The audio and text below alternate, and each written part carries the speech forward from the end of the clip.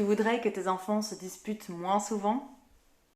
Voici quelques conseils. La première chose dont il est important de se rendre compte, c'est que souvent, les disputes entre frères et sœurs sont causées simplement par un trop-plein de tension, de stimulation chez l'un ou l'autre enfant.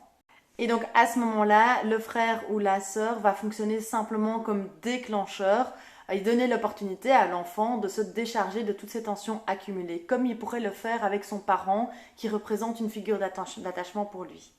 Donc premier conseil, si tu sens que ça part souvent et régulièrement en vrille, assure-toi que ton enfant a pu décharger ses tensions accumulées, son trop-plein de stimulation d'une autre manière. Ensuite, la manière dont toi tu vas réagir aux disputes de tes enfants va aussi grandement influencer leur fréquence. Si tu prends constamment parti pour un de tes enfants, cet enfant-là, il va, lorsqu'il en manque d'attention, de connexion, aussi utiliser les disputes avec son frère, avec sa sœur, pour attirer ton attention. Donc essaye de rester la plus neutre possible quand tu rentres dans une pièce dans laquelle tes enfants se disputent. De noter les faits, ce que tu observes sans prendre parti pour l'un ou l'autre enfant.